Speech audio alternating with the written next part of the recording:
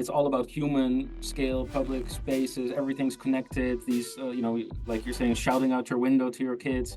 If that's our ambition, that should be on the urban scale, on the architecture scale, and also on the interior design scale.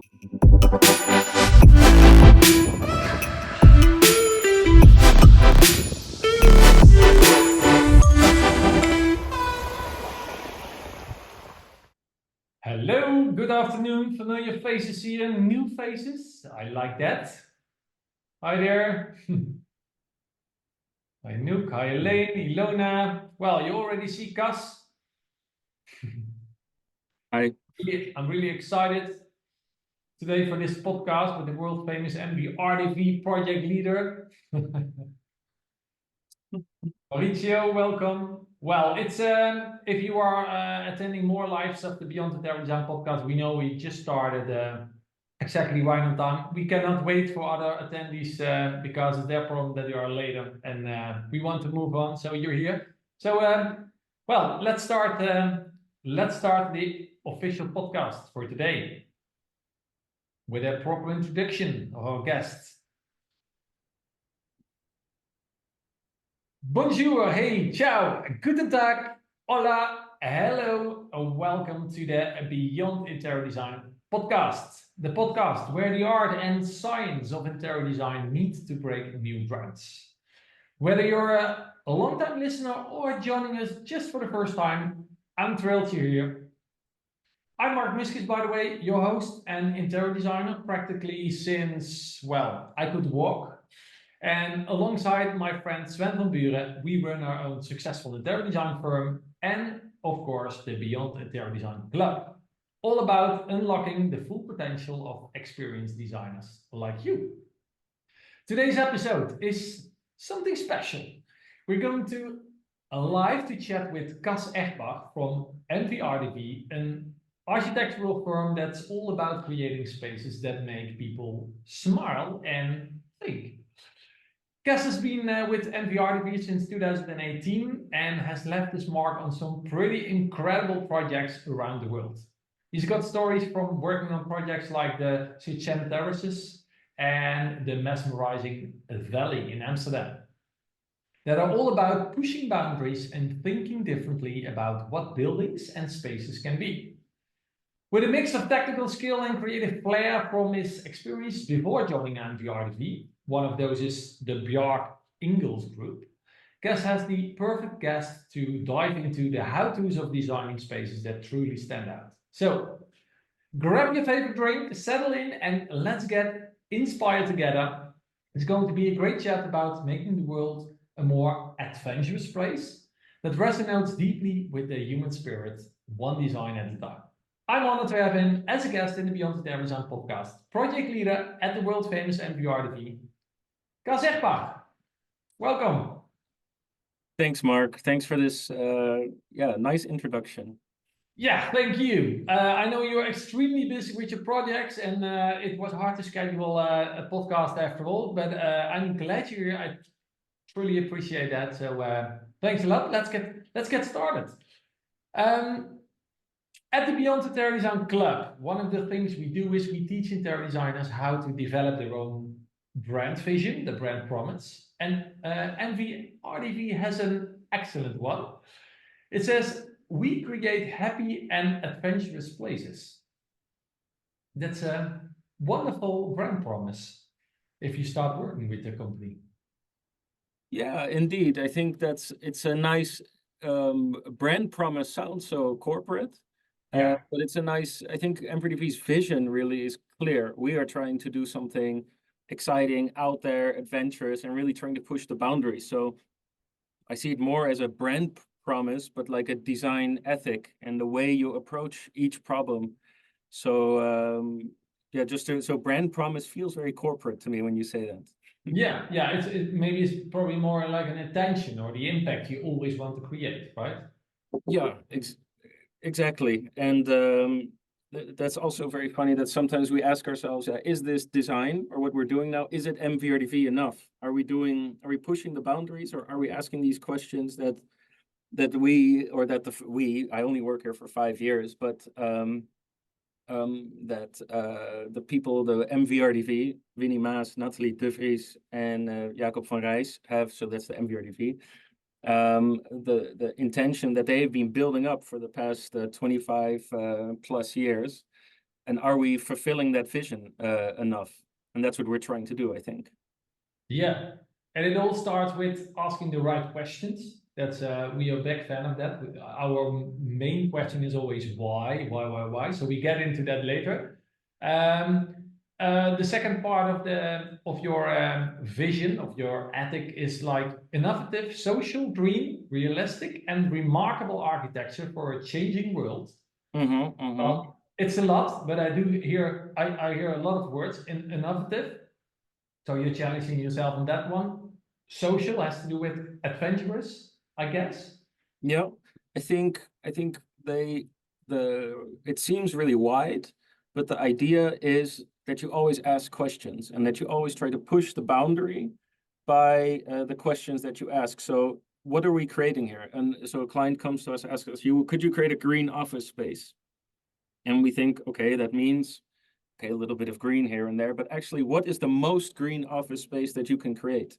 Or what is the most socially interactive space that you can create? So it's not just about that generic safe question, but it's about pushing that boundary and not being scared to ask that to the maximum question possible. And that's, I think Winnie has a really nice, the founding partner has a really nice lecture. It's about what's next. It's this question, so we've seen these green office spaces, these green buildings. What's the next version of that? And how do we, as architects, also continue to build on what's been done before us and don't try to create something 100% out of the blue, but learn from the past and try to go further than by grabbing onto those things.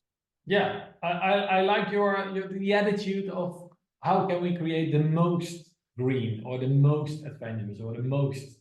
I really like that. So you're literally pushing the boundaries on that one. If you just say it's a green office or building or interior design or whatever, it's just well, probably it will be just another green building, right? Yeah, indeed. Then you're just another, a very generic stock image. That's what you become, I think. So it's also nice to push yourself and to create something that is something else than that nobody has thought of maybe sometimes. Yeah, and it might be scary. It might sound scary, even when you are a small architect firm or an interior design studio. Maybe you have this crazy, wild, and bold ideas, but what's the idea of how do you get this to the surface? How do you get probably connected with the client in such a way that they are open for this bold. It's also in the way you communicate your design and communicate your ambitions. So, hey, we all want to create this green office space, right? It's good for you. It's good for this. It's good for that. We research it. We develop it in a way that it almost becomes, and explain it to the client in a way in all of these, like an amalgamation of decisions, which all are, of course, we want green on every floor. Of course, we want everybody to be able to go outside during working environment. Of course, we want, et cetera, et cetera, et cetera. And then the result is something insane or out there and something that pushes the boundaries. So it's just adding steps of very normal things that we all agree on, and then just accepting that those are the truth. And then the result is there. It's already, the client maybe decided it almost by himself, because it's very clear that the final result is there. It sounds easy, just adding an extra step. Probably this is the strategy, one of the great keys actually from creating this adventures and happy places and creating this bold move. So you take what already is, you show them the extra step, and then probably the rest they do understand, right? Everybody knows what a green building is, so you only have to explain the extra step, what you are adding. True. In some way, it's also really nice to be able to challenge people and to make them excited about creating something that'll be impactful for thousands of years almost, right? Like the Markthal or the depot. Before they're built, you don't know maybe what it means to build a building like this, and you're only focused on that. But now, on every bag about Rotterdam on these tote bags, you have the Markthal in the depot there. They're like the impact of this architecture is just way larger than the building itself, and I think that's why people want to push the boundaries also, because you want to be there and you want to do something exciting and next level.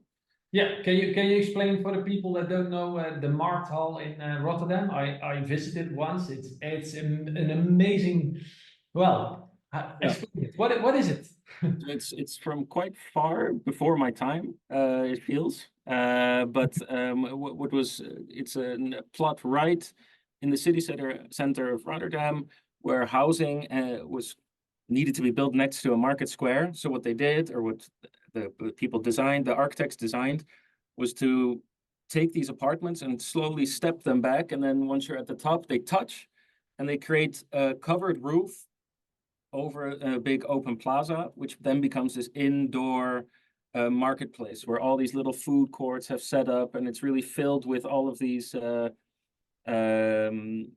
really high quality, really local, or maybe not local, but really high quality food products and services like that. So it's so it's stacking houses in a way, or bending It's a them. big art, right? It's a kind of art. It's an art. It has an open end, the beginning and the end, and in the arts, everything which is building are apartments stacked on each other. Exactly. Yeah, Exactly. And so you get the moment that you're in your apartment and you can look down, if you're living in the top of the arch, and you can look down at all the people shopping for the market. And that's just this magical experience, And trying to imagine that building before it was built is very hard to do. But the moment it's there, it's like, of course we should do it like this.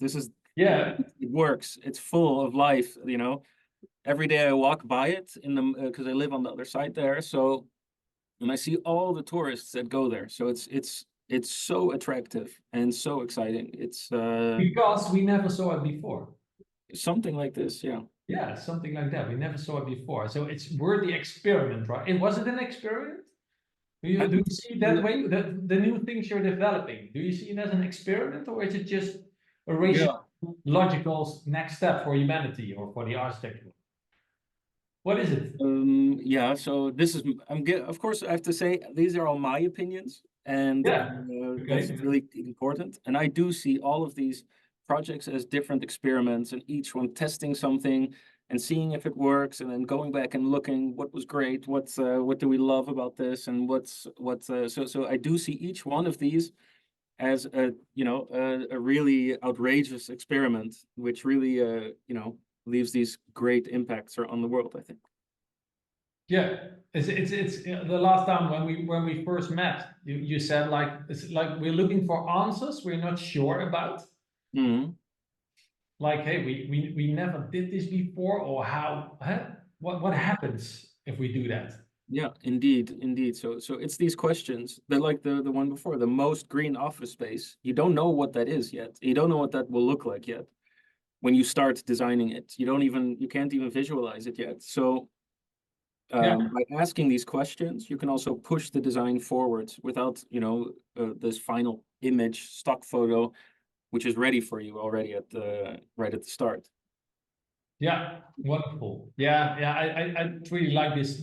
I do see it as an experiment because we never experienced it before. We don't know how it works and what it can bring us, what kind of visions we got. So later on, we're going to talk about the valley in Amsterdam, because that's it's called the Rock. So what you're telling me, what you're telling other interior designers and architects, do you want to? Well, I think I can guess your answer, but do you want to challenge them to be weird or to be new, or what is it what you would like to? No, just be boring and go home at 6. Yeah. No, Of course. creators don't want to be boring, but what is? I think we should all push ourselves if you want, right? But it's a personal choice. But for me, I would say what makes my day exciting is pushing myself every day to see what's next. What can we do more? What can we bring? How can we bring this further? How do we stay critical? How do we keep our vision aligned? Hey, last week we were saying this is what we want to do. are we still doing that with our final design? Can we, are we still confident that we are answering the questions, well enough? Should we stop with the project if the quality is not there? It's these types of things. Yeah, very critical. Yeah. So Yeah. and I do see a kind of, we discussed it earlier. We had a lot of chats with other podcast guests about some kind of childhood magic that's involved. How do you see it when you work on those projects? How are your adventurous ideas as a kid or building? Yeah, I see it more as a diamond that we're building as a team, and everybody is pushing on this thing, and somebody new comes in and tries to say, hey, that doesn't make sense. Everybody's pushing, and then at the end, through all this pressure, and we've cooked this perfect little thing that we're really proud of, and everybody, there's nothing you can knock off anymore, and you create this design which is so attacked from all sides. So it's really we're really confident in it, and we're really happy with the results, and we feel like that we could defend the result in any moment. We're not worried about it, so that we are confident to bring out to the world this design as an answer to one of these questions that we posed. Yeah, great. Yeah, in the introduction, I said the projects, the architecture can make people smile and think, but obviously there are a lot of haters around in this world. Again, you have haters and lovers with MVRDV. I think that's always a sign of success, because then you're doing something extreme when you have haters. So I really like that. It makes me smile, because I think, what is this? I never saw it before, and I love those extreme experiences. Now, the other end, it makes you think like, hey, what is it? What can we learn about it? What's next? Every time you ask with these extreme buildings, what's next? But if you are questioning that, you keep going. We keep moving forward with this, with our great profession. True. To do extremes, to grow as humanity. Is it something like that, or do I see it in the wrong way? Is it growing as a humanity with this kind of buildings or living? How do you see it? It's fun, obviously. It's wonderful that we can do this. I had to construct these crazy ideas of new shapes, but what's the extra impact? I think what is the extra impact that we have on the humanity? That's what you're asking. On humanity, because we have to live in it, we have to work in it, we have to with it. That's a very big question. It's a big one. It's beyond the interior design here. Welcome to the show. No, but I think there is a way that by asking these questions, and creating these answers and realizing them, you're once again creating one of these stepping stones that somebody else can step on, and somebody else can step on, and so in that way you have a really good impact, I think, on the world. And for example, I think the depot, which is this huge mirrored coffee cup, it looks like. Yeah. Middle of in Rotterdam, next to this old museum, the depot Boijmans van Beuningen Museum. And the Boijmans van Beuningen had so much art that it needed to find a place to exhibition it. But they had it all in storage. So what they wanted was, how can we make our storage something that's also exhibited and people can still enjoy it? I don't know all the numbers about this, but it's like a lot of their art. Only a small fraction of it is actually in the museum, and the rest is hidden away. So then we came in with an idea like, hey, what if we just make that this great space for enjoyment and showcase all this really cool and exciting work people are doing behind the screens, restoration, cataloging, all that stuff, and bring visitors into that space. And after doing that, the whole world was like, hey, what? We can do this? We can make our shed, our storage closet, as a part of our art. How can we combine our exhibition space with this backdoor space, and then that changes the world. I think a project like that, it just tweaks everybody's brain for a second, like, hey, oh yeah, that's possible, we should do that too, maybe. Yeah. And I see some questions in the chat about, hey, can you give the link for some of the projects? Well, we will prepare a page. If you're joining us live, it's not ready yet. It will be launched after after the live podcast. But if you're just listening on your favorite podcast platform, you can go to instituteinteriorimpact.com/MVRDV, or you can look on our blog or inspiration. And there we will mention a few of the projects of MVRDV that we are talking about right now in the podcast. So you have a visual as well here. Well, let's go. Let's continue with the valley. The valley. For the people that are joining us live, go to Google on the Valley Amsterdam, and you have lots of pictures. I think you will recognize them from a lot of LinkedIn posts. I saw them last year a lot, talking about circularity, about new ways of living. So it's good to mention you were not totally fully involved in this project, right, Cas? No, so it started quite a while ago as a competition, which was won by a different team, and then after that I worked on it a bit, and then I didn't, and then it's one of these projects to build a building takes quite a while, and there's moments where you're working more on it and less on it and more focused on it, but I was one of those people that kind of flew in and flew out in the process, which makes me extremely lucky because I think it's one of the most exciting projects that we recently completed. So it's was a great honor to have worked on it, I think. Yeah, I was truly happy because I was invited on a kind of network event party in one of the penthouses. So I literally went there, had the full experience walking through it. In a house or home or hospitality combination was not really clear. So can you explain? We call it a rock, right? That's the extra name. Yeah. So when you are hanging out in the Zuidas area, all you see are these glass towers, right? And it's really inhumane, maybe, and it's the way these glass towers, it just gives a really formal environment. So the valley is in some way a reaction to this very structured environment by going in a different direction. You start maybe with this glassy towers, and that's also why the outside of the valley is still very much glass, and then you start to carve away at this shape, and then you create something new and something extra. You don't just carve away for fun or just because you want to be different, but you carve away for multiple reasons, to create a lot of identity, to give people to, I live in this horrible 10-story tall building, and all the apartments are exactly the same. And I don't feel in any way connected to this building at all. But now everybody in Valley can say, hey, I live right there. And you will never forget that you lived right there. Because you get this identity and connection to this building.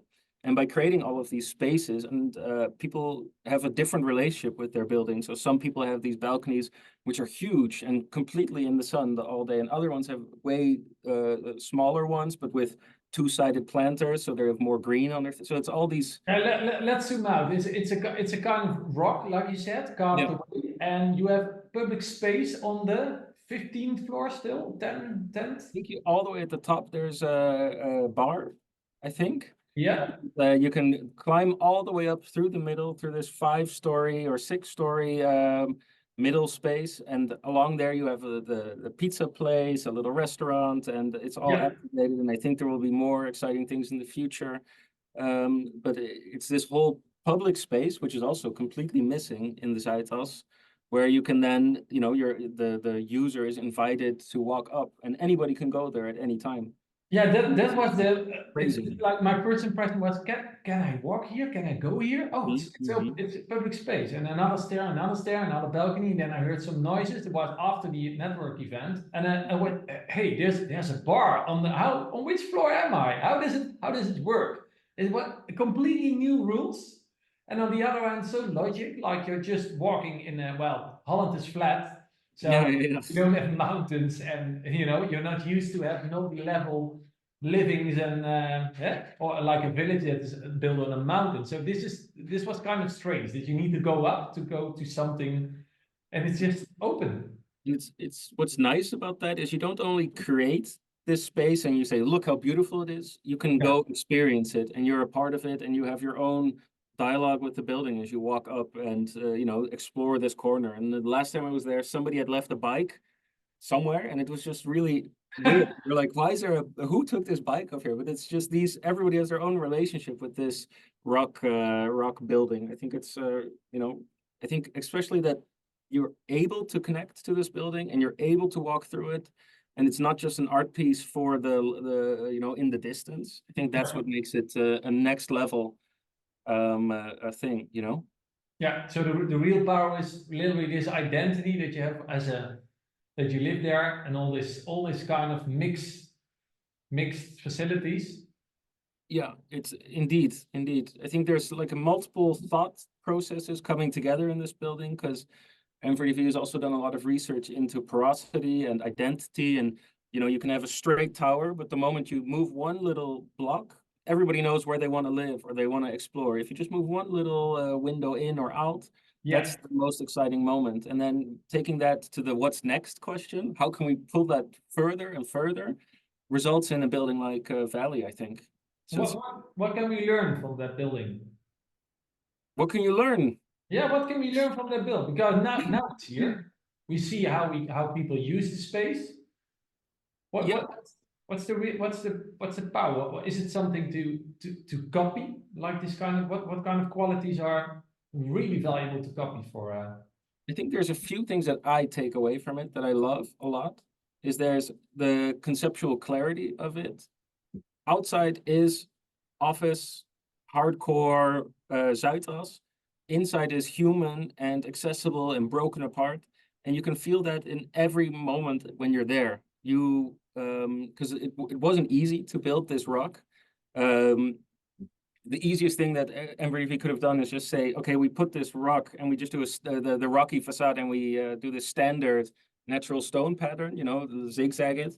But then when we saw the images that created and we reflected on those, we thought, no, that's not it. It needs to be completely wild.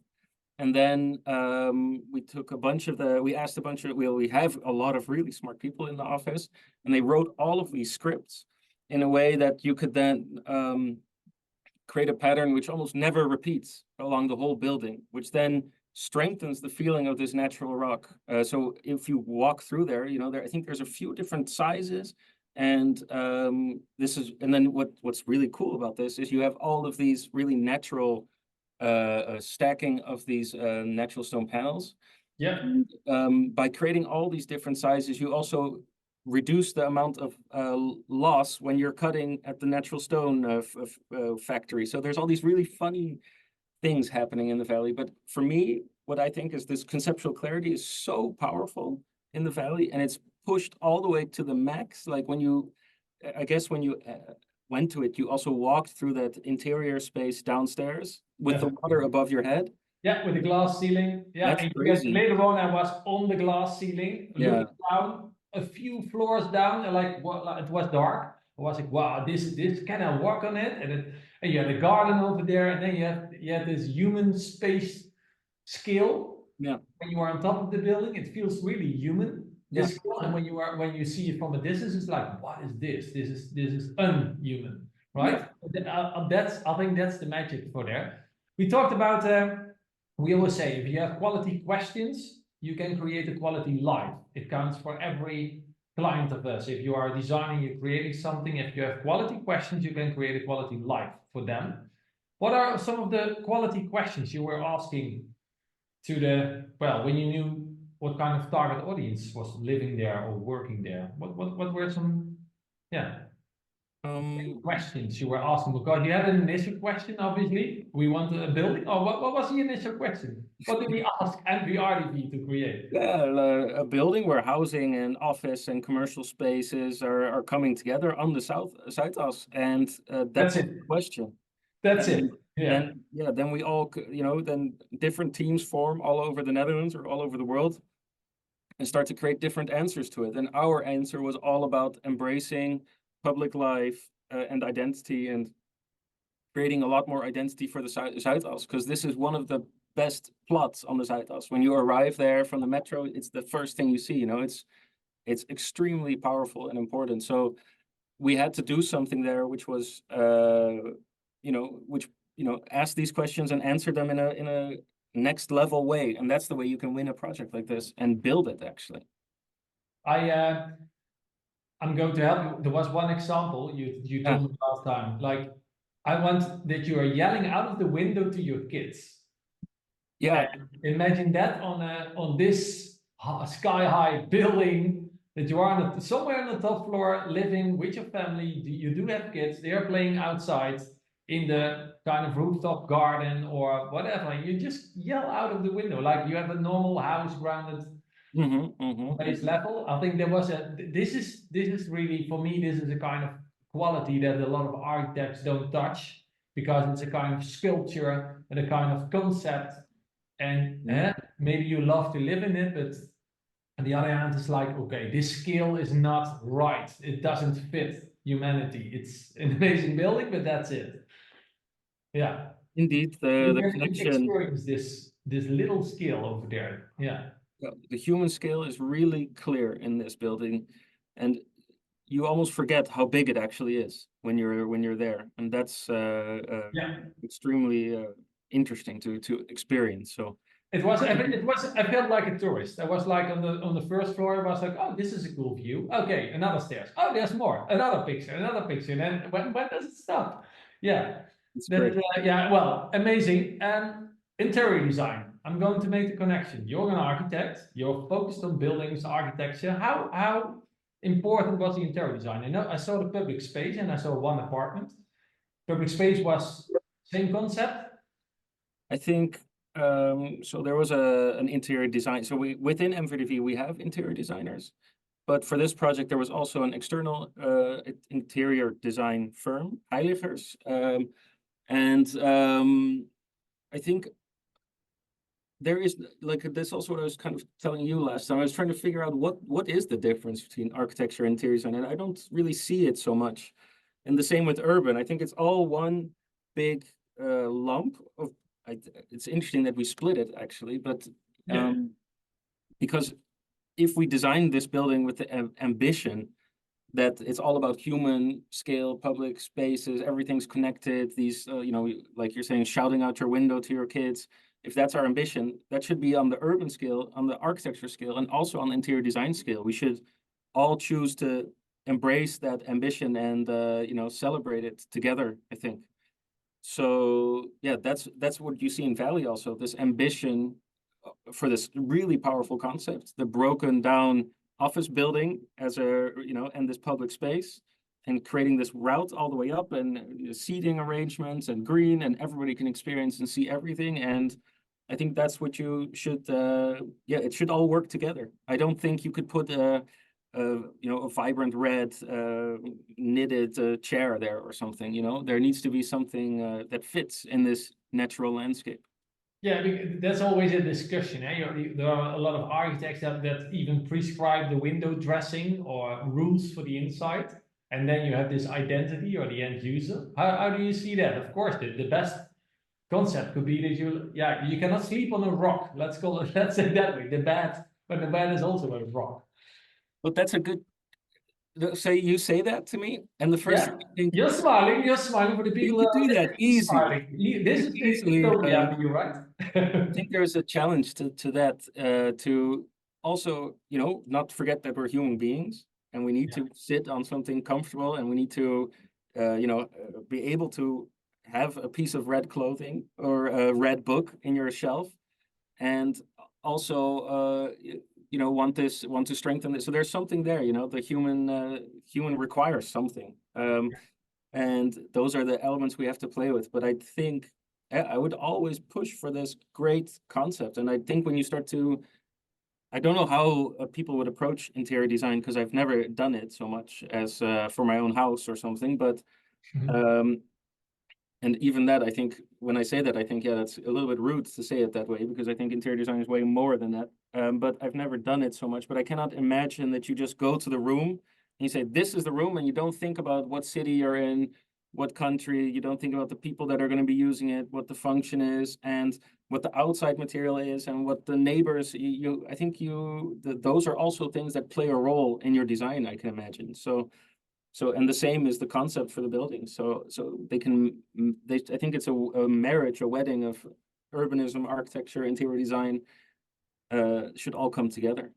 I do hear a very clear design principle. It's again the ethic, the impact you want to create and get out the most of the concept. Mm-hmm. So you will definitely, if you had to do, or if you did the interior design exactly as the building from the outside, you were pushing the boundaries again, going to the max and see how much rock can be involved to live in this, to have this, to feel the same identity. Yeah. But it doesn't mean that that it is rock. That is one thing, but the ambition is to create spaces with identity and where people feel they know where they're living. So that's a part of that story also. Yeah. So that should be in the interior design as well. I think that it's not the cookie cutter repeated kitchen. It's not the cookie cutter IKEA bed in the corner. It's something next level. I think that would fit here. Yeah, though maybe not reasonable, but I think that's would be very cool. Yeah, it's a kind of storytelling as well, that you know where you are, placemaking. Exactly. Yeah, yeah, I agree with that.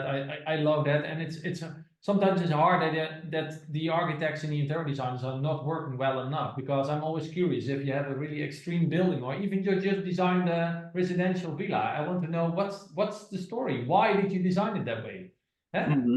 Do I need to ignore it as an interior designer, or tell me? Yeah. Yeah. Let's. I do want to continue with vision if the vision is there.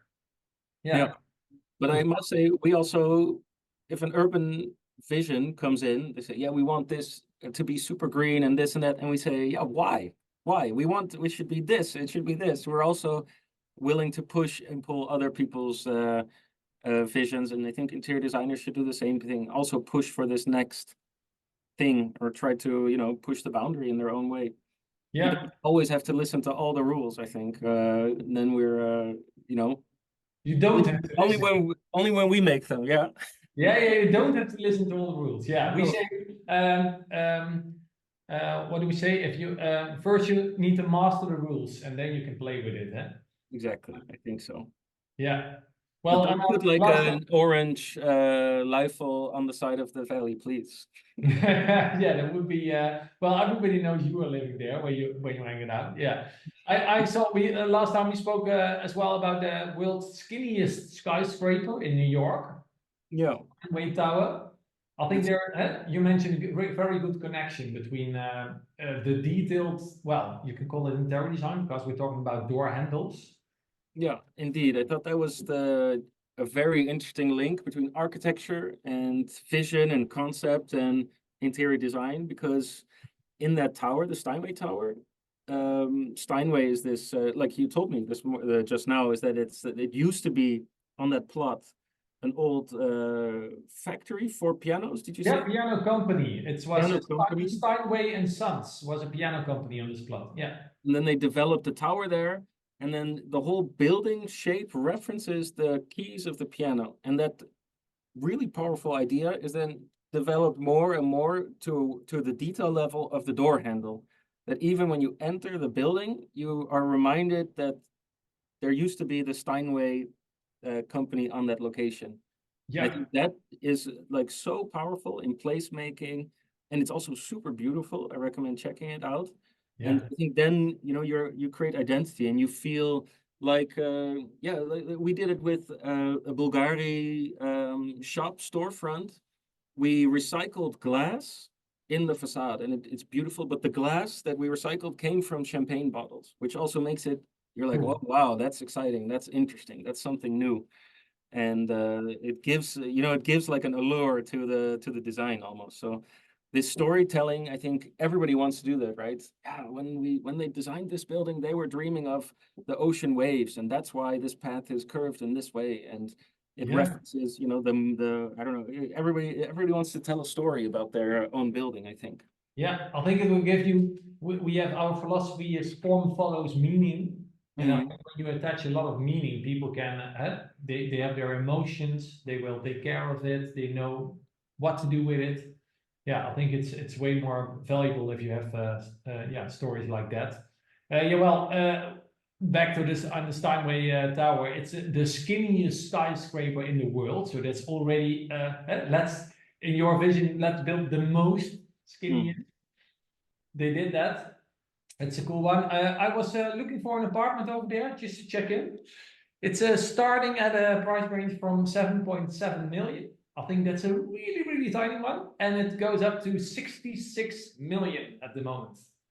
Then you can get a custom door handle for free. That's good. Sorry? Then the custom door handles are added for free, or are they? Yeah, I think you will get them for free. Yeah, it's amazing. 66 million to live there. Okay.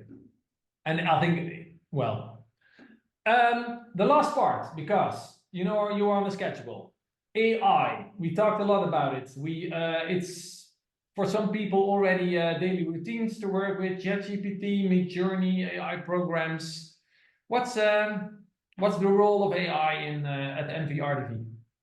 So I think about a year ago, it started getting relevant and interesting to start looking at AI, and that was when the first, I think Midjourney version 3 or something was out. And then a bunch of people came together at lunch with us and we're all like, what is going on? This is too cool. We cannot not use it. So we started playing with it and playing with it. And I think about 3 months ago, it started getting to a point that it's so powerful that we're trying to integrate it as much as we can in our design process, or I am in my projects, because I think it's extremely exciting. Yeah. And yeah, but so AI is just one of those tools now on your tool belt. And we as designers, I'm preaching, please embrace it. It's too cool, it's too exciting, and that it's the next thing, I think. How do you, what is AI? It stands for artificial intelligence, but how do you see it? Is it a tool? Is it what is it? Yeah, so we call it AI, and actually I wouldn't call it AI because it's not smart. It's not intelligent in a way, and it doesn't understand what you're asking it. It's just a very dumb but very good image generator. But it's all about you, the way you interact with it is the quality of the results also. So it's 100% just a tool, and it's not a co-designer in your design process currently in its current state as we have it now. But who knows in a month when there's new updates? Yeah. It grows so fast and it's almost uncatchable, I think, at this moment. Yeah, but I love it that the input is so valuable, because when you have crazy dreams and bold ideas, you can use it as a communication tool. And it's very easy. Your wildest ideas over the years, like, I wish I had the combination of these two interior design styles, and you can design it, but now you have to wait 1 minute with the great output, and you have already a starting point, and then you can say, well, change this, go into there, you know. Yeah, indeed. I think AI is It's one of addictive. the most powerful ways to communicate your initial inspirations to anybody. And I think it just makes it so easy, and it removes all of the chance miscommunications or misunderstandings from the design process in some cases. But okay. Do you agree that we can call it a messy tool right now? Is it messy? I think the tools that you can easily grab onto and easily use are really messy. Yeah, indeed. Okay, you agree.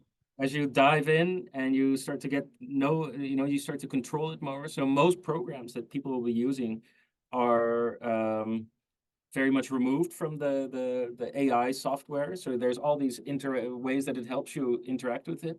But as you get more scaled and you put more time into it, months and months, you can really control every part of the image. And you can literally say, hey, I want to paint 2 people here. I want to move this thing there. I want this, and it'll do it for you, and it works really well. But that's the biggest issue now with most of these programs, is the learning curve is super steep, and it's not something you can pick up tomorrow. So that's the weakness, and but yeah. What's the main benefit right now working with AI? We use it just to, and like you said before, it's about enhancing communication, and I think that's where it's most powerful. So you also, this is what I think, this is my vision on it, is that as a designer, you cannot be led by AI, and it shouldn't be leading your design process. It shouldn't be the thing that you're like, oh, what should I do? I want it to be greenish, and I want this, and then pops out something. You're like, okay, that's what I'm going to do. I think that's not the right way to use it, because you need to be you need to be in the leading seat you need to think, this is what I want, and then how am I going to create an image or something that can help me communicate that to other people? And that's the way you can, yeah, that's my preach. This is how you should use AI, I think. And that's the way you're in control and not being led by, something else, which, you don't understand fully. Yeah, sometimes they're just to play with it, there can happen crazy things that you were like, oh, I didn't think about that. I was just Googling with I was showing my boys, they are 6 and 8 right now, and said, come, let's go on ChatGPT, version 4.0 here right now, the paid version, and they said, come, let's design a crazy room for you, your next new room. They said, I want a jungle theme. Okay, right, with a Jeep in it. I want to sleep in a Jeep. And he had a really cool image in a few, well, it took me 3 times to ask it, and it was a cool jingle room, but it was some flying dinosaurs on the ceiling that were developing into giraffes, and I was like, what is this? Where does it come from? That was definitely not my input, and none of my boys, but we're like, okay, we kind of like it, this surreal theme, but then immediately as a designer, you want to move on with this, but then it will need new input of you, of the creative, of the leader, who's in charge, and not getting, So. not saying, okay, then we just do that, because then you didn't ask the right questions, you don't have the right checkpoints. I thought there was a really, there was really nice thing that so I'm working with the university in Colorado Boulder, and they're teaching a course there on the use of AI, and it's really great because the teacher, Jeremy Ely, challenged the students to create something, a physical model, use AI to upgrade that, and then use another AI tool to try to regenerate that image. So you're creating something, and then how do I generate an image which looks just like that? And that's what gets you to really understand the AI tool a bit more. So I really challenge yourself with it. I think that's the most fun, like what you're doing with your boys. I think that's exactly what people need to be doing now with these tools. Just see what are the boundaries? What can it do? What can't it do? Yeah. Because I've asked the students, like, make a 4-story tall building, and then they just can't, because AI doesn't understand, these tools don't understand what a 4-story tall building is yet. Not yet. Very funny, right? So Yeah. these things are, to feel the limits of the products, I think is very important. So what is it a big time saver for you in the office? AI currently helps us do certain tasks really fast, and tasks which require a lot of visualization, like material tests. Do we want vertical planks, horizontal, diagonal, this, that? Do we want the window frames pink or orange or green? These things, you can just knock it out in 10 minutes, and usually that's a task that would take a week or something for a person. So a week, and now 10 minutes. Yeah, exactly. You can really reduce some of this iterative design tasks, but at some point you're going to have to make it real, because that's part of architecture also. You're not designing to make a PowerPoint, you're designing to make a building, and that's important, that you have to make it real. After that, you have to call people who will people who sell wood, and find ways to treat it, and then find a way that it'll be treated that fits our climate that we're working in at the moment. So you're refining, and then that AI image doesn't have any of that incorporated into it. So it helps right at the beginning a lot, but then the rest is still there to be done. Yeah, but you have the extra time. You could say extra time. I think it's not really that your extra time, like, okay, now we have 6 days left and a few hours. That's not the case, obviously. No, but it lets us do the real architecture work more now. So we don't have to get people, like, I guess when you see old pictures of architecture offices, you see 600 people in a big room, drawing stuff on tables. And now that's maybe one person can do that whole thing. And as we all learn to embrace AI, we can do more things that really is what architecture is about. Go to the site, sit there for half a day and really experience it, or talk to the client. 2 extra meetings we could throw in, and that's no problem. Or we can spend a lot more time meeting with the residents, or you can do more things which will make your design better. And that's why we can embrace AI. And that's why I think we should embrace AI. Cool. Okay, last question. because I'm very curious on your vision, your opinion about it. It's as well in the ethic of MVRDV. It ends with remarkable architecture for a changing world. Where are we heading with architecture, with design, with urbanism? Where are we heading? Where are we heading? It's changing fast. We know Another that. big question. It's hard Yeah. to catch up.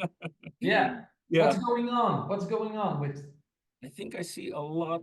So this AI is a really big hype now, and a lot of people are falling in love with it and embracing it and grabbing onto it. And I think it's gonna, in the future, change change the design workflow way more in a way that we're not going to be busy doing these repetitive tasks, changing all the walls in Revit, moving all these things 2 meters over. That's all going to be gone.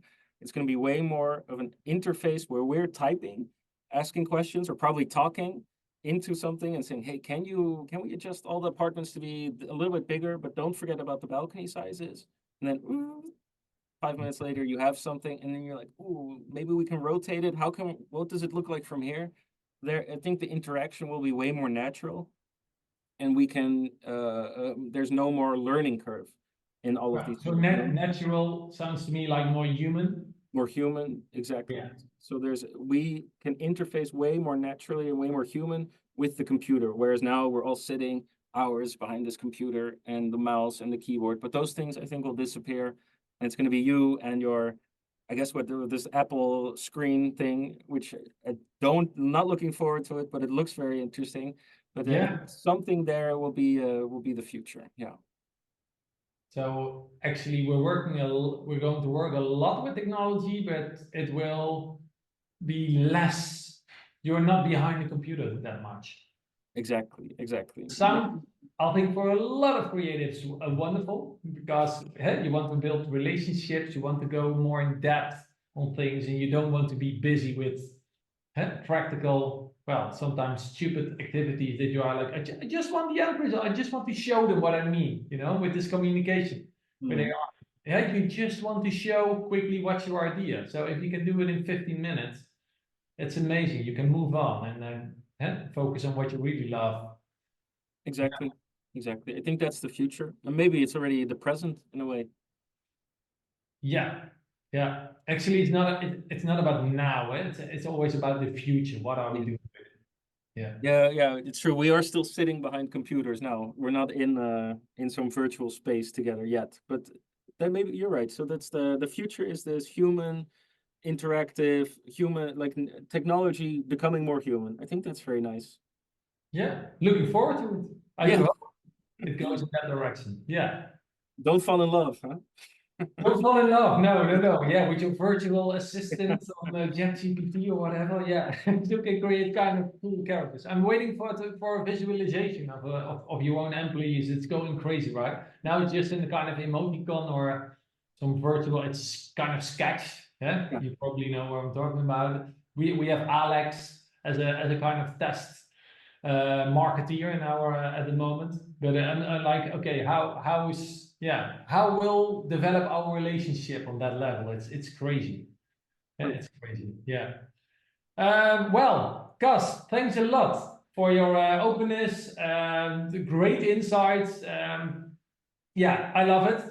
I do hope a lot of listeners and creators are like, okay, it's okay to be weird. I don't have to be scared to be weird. Actually, it's the opposite. Try to be weird. Try to get out the most and see what's going on, what's happening. Otherwise, you end up, you said it, you end up like a stock image. Yeah, exactly. That's kind of frustrating, right? If you're a stock image and they can sell your building for $3, this image. Yeah, thanks, Mark, for inviting me, and thanks for the good questions and kind of guiding my rambling thoughts in a way that I hope people can understand, and hopefully, helps you guys understand what we're doing and what I'm thinking, and which is also crazy that people want to hear what I think. It's very, very funny. Well, if you're going, try to change remarkable architecture for a changing world, and you have adventurous and happy. That's the intention you want to create. Everybody wants that right now, right? Everybody wants to be happy. So Sure. if we can change the world into a happy world, it's amazing. And we have the power to design our world. And that's the power of the creative. So take the responsibility. Yeah, who has the power has the responsibility, in my opinion. So do good. Thanks a lot. Even the people that were joining us live here, thanks a lot. Hope to see you next time. Yes, next week we have another live with Giovanna Castiglioni. That's the daughter of Castiglioni. She's Sir Castiglioni Achille passed away a few years ago, but it will be an exciting about product design, interior design. Thanks for being here. If you want more information about Cas Esbach, you can contact him on LinkedIn as well. We will put a link on our blog on beyondinteriordesign.club or instituteofinteriorimpact.com/MVRDV. The links will there of the projects we spoke about and extra information. So, Cas, thanks again. Cool. Thank you. Keep up the good work, and I hope to visit more of your portfolio projects in time, because it makes me very curious what you're doing, right? Yeah. Cool. Thanks so much. Thank Bye-bye. you.